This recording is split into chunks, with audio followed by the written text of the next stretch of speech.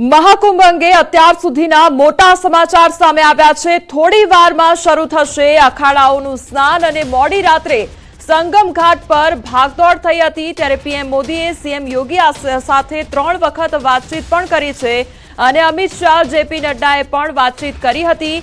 CM યોગીની અધિકારીઓ સાથે મહત્વની બેઠકનું આયોજન કરવામાં આવ્યું। સીએમ યોગીની અફવા ઉપર ધ્યાન ન આપવા માટે અપીલ પણ લોકોને કરવામાં આવી છે। હાલમાં સ્થિતિ પર તંત્રનું સંપૂર્ણ નિયંત્રણ રાખવામાં આવ્યું છે। સામાન્ય શ્રદ્ધાળુઓ માટે સવારથી સ્નાન યથાવત છે। જે શ્રદ્ધાળુઓ શ્રદ્ધાથી ત્યાં આગળ સ્નાન કરવા માટે આવી રહ્યા છે, સામાન્ય શ્રદ્ધાળુઓ માટે સવારથી જ સ્નાન યથાવત છે અને શ્રદ્ધાળુઓ માટે ખાલી ટ્રેન મોકલવાનો આદેશ પણ કરવામાં આવ્યો છે। મહાકુંભમાં મૌન અમાવસમાં શ્રદ્ધાળુઓની ભીડ જામી અને સવારે 8 વાગ્યા સુધીમાં 2.78 કરોડ લોકોનું સ્નાન કરવામાં આવ્યું છે।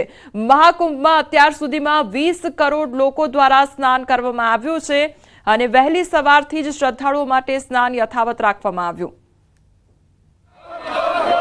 जो घायल हैं, गंभीर रूप से घायल हैं, उनके उपचार की तत्परता के साथ व्यवस्था भी की गई है।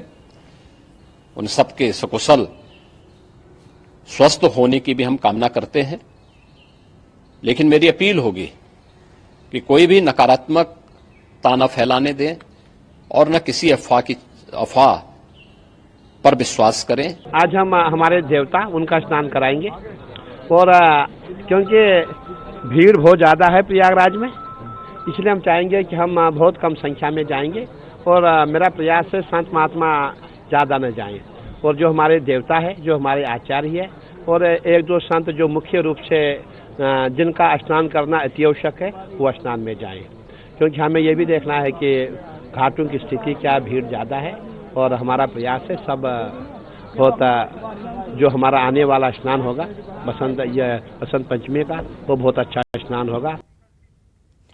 बुधवारे वहेली सवारे प्रयागराज स्थित महाकुंभ मेळामां भागदौड़ मची गई हती અને મહાકુંભ મેળામાં મૌની અમાવસ્યાના અમૃત સ્નાન પર્વ દરમિયાન ભીડ વધવાને કારણે નાસભાગ મચી ગઈ હતી। મહાકુંભ મેળા દરમિયાન સંગમ કિનારે ભક્તોની ભારે ભીડ હોય છે। આ નાસભાગમાં અનેક લોકો ઘાયલ થયા હોવાના અહેવાલ છે। તો અખાડા પરિષદે આજે અમૃત સ્નાન રદ કરવાની જાહેરાત કરી છે। પીએમ મોદીએ સીએમ યોગી સાથે સ્થિતિનો તાગ મેળવ્યો છે તેમજ કેન્દ્રીય ગૃહમંત્રી અમિત શાહે પણ સીએમ યોગી સાથે